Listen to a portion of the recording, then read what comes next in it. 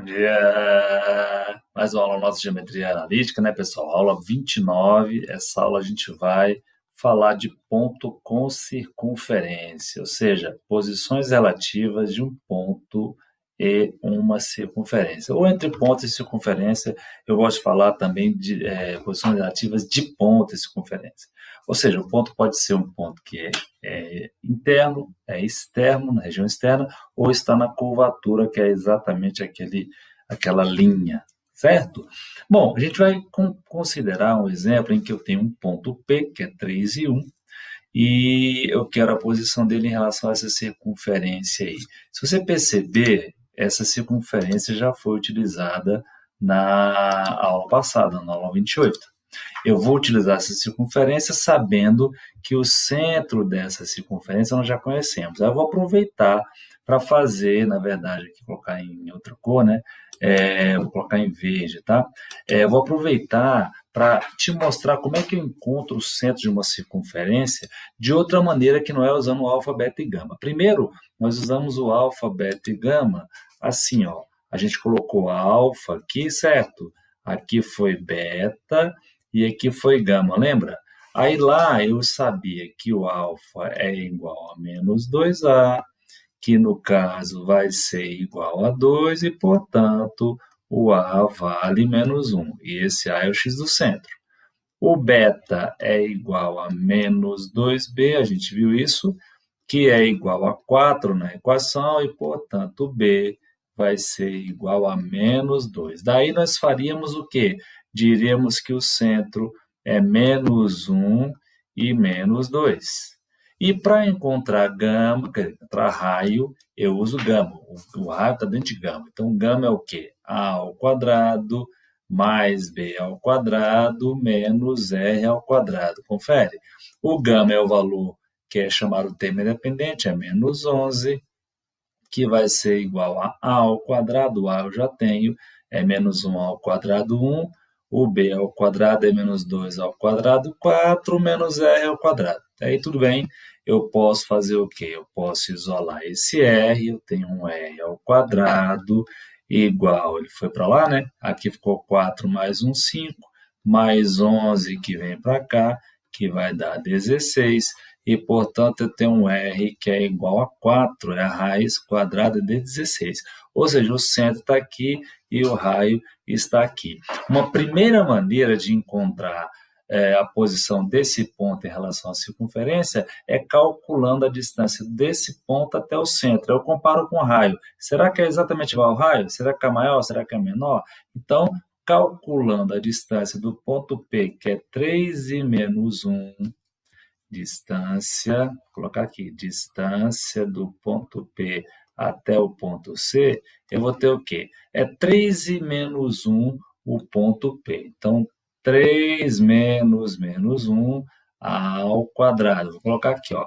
3 menos 1 é 3 mais 1 ao quadrado. Mais o outro valor, que é do y, é 1 menos 2, ou seja, 1 mais 2 ao quadrado, certo? 1 mais 2 ao quadrado. Isso aqui é o quê? É uma raiz quadrada, lembra? Primeira forma do ano. E vai dar o quê? 3 mais 1, 4 ao quadrado, 16. 1 mais 2, 3 ao quadrado, 9. Isso vai dar 25. E, obviamente, a distância do ponto P até o ponto C é exatamente 5. Compara essa distância agora com o raio. Veja, o raio que eu tenho é 4 e a distância que eu encontrei é 5. Ou seja, como se eu tivesse isso. Aqui está a circunferência, eu tenho do centro para cá, eu tenho um raio que é 4, mas o ponto está aqui, ó, a distância é maior. Essa distância aqui foi 5. Aqui estaria o ponto P, digamos, ó. Então, obviamente, ele é o quê? O ponto P é externo à circunferência lambda. Externo à circunferência lambda. Vamos colocar lambda aqui, tá?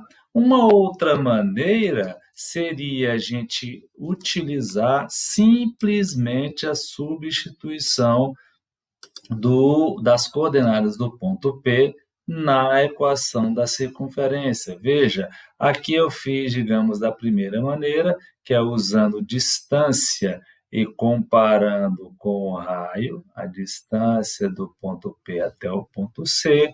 E agora eu vou fazer uma segunda maneira, que é eu substituir direto as coordenadas do ponto na equação da circunferência. Veja, vamos pegar aqui então o ponto P e dizer o seguinte, ele é o ponto 3, 1, e eu tenho uma circunferência que é x ao quadrado, mais y ao quadrado, mais 2x, mais 4y, menos 11, igual a zero.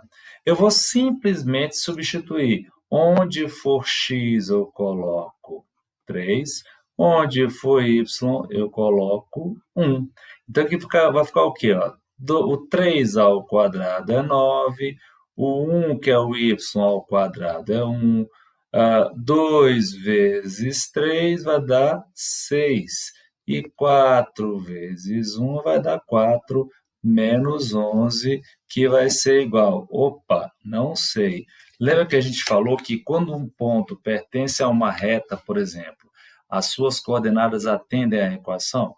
Então, daria igual a zero se esse ponto fosse um ponto da circunferência, ou seja, o seu x e o seu y estão atendendo à equação da circunferência. Será que valor vai dar aqui? Agora, com base nesse valor que eu classifico. Aqui em cima, eu classifiquei com base na comparação da distância com o raio. Então, lá é externo, que a distância for maior que o raio. Se ela fosse menor que o raio, seria interno, por exemplo. Aqui eu comparo com relação ao valor mesmo. Se ele for um valor positivo, maior que zero, é um ponto externo. Se for um valor negativo, é um ponto interno. Então, por exemplo, aqui do 9 mais 1, 10. 10 mais 6, 16. 16 mais 4 vai dar 20. Deu 20 menos 11. E 20 menos 11 dá exatamente 9. 9 é um valor maior que zero. Deu valor positivo? Se deu valor positivo, então o ponto P é um ponto externo. Ele seria interno, por exemplo, se fosse um valor negativo. O que eu posso dizer, então, concluindo aí para as duas situações?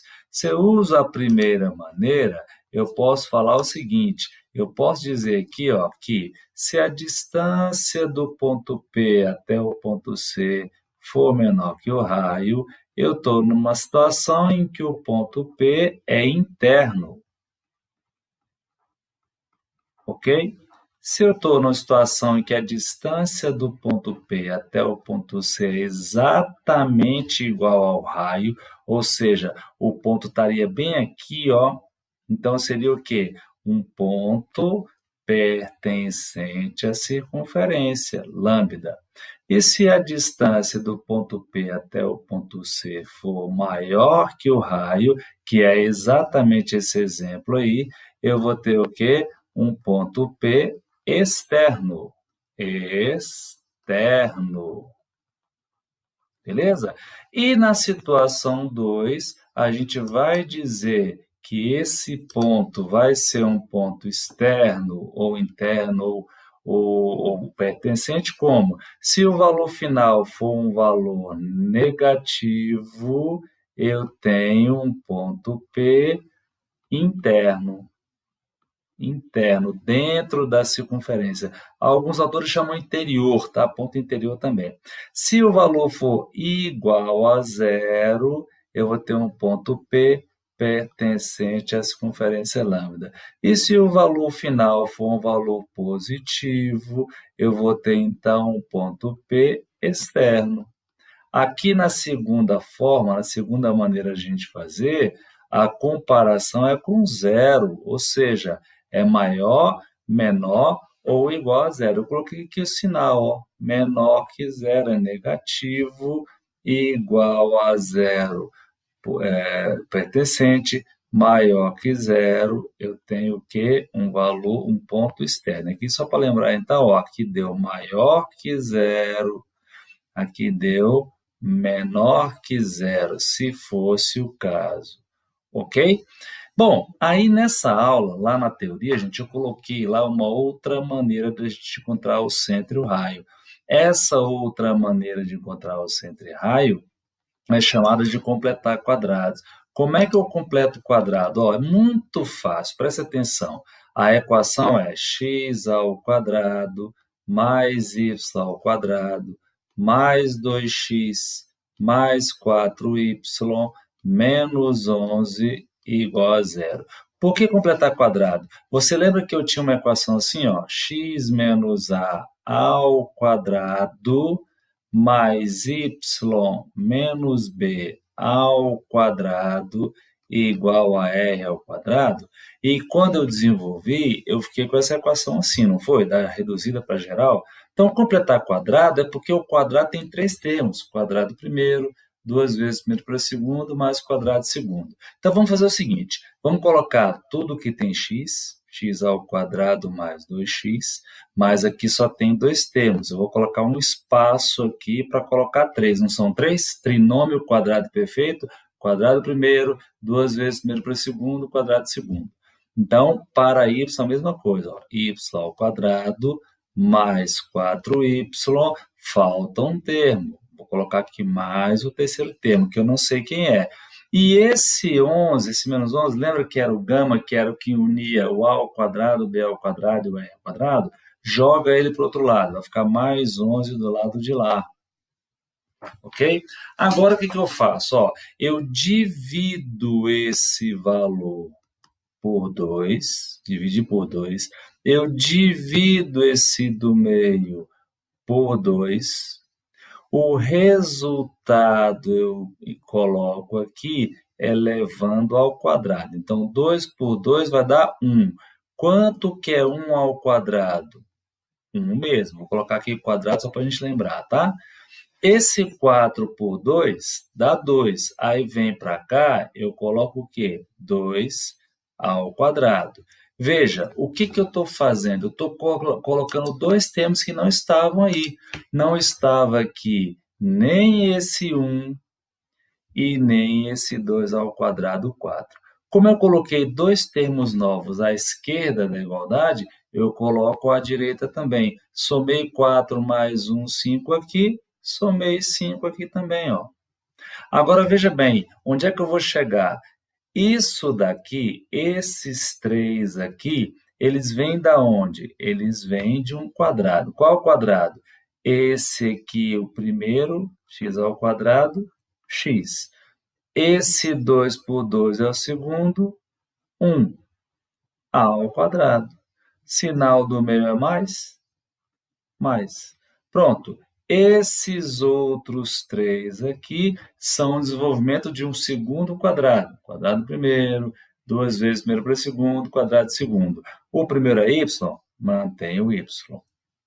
Esse do meio dividido por 2 deu 2, então o segundo é 2. No meio aqui é mais, então aqui é mais. É elevado ao quadrado. Igual, aqui é 11 mais 5, 16. Agora, vamos comparar essa equação com esta equação que está aqui, ó.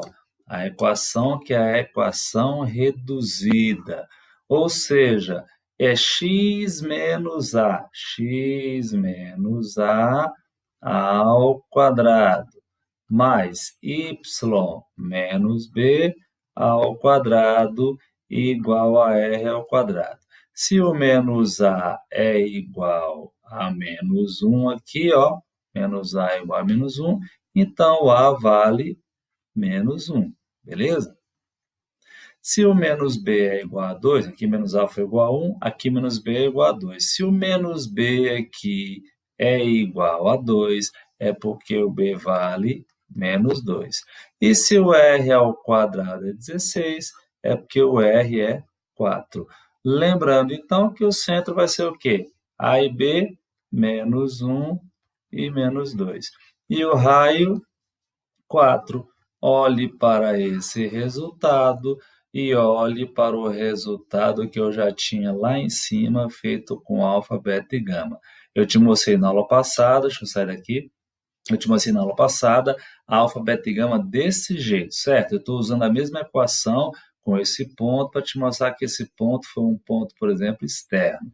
Mas eu poderia, deixei na aula também, na aula que está na sua sala de aula, lá no arquivo teórico, eu também poderia usar o completamento de quadrado. Recapitulando, eu deixo os dois termos que tem x mais um espaço para o terceiro termo, eu deixo os dois termos que tem y mais um espaço para o terceiro termo, passo o termo independente para lá, divido do meio por 2, elevo o resultado ao quadrado.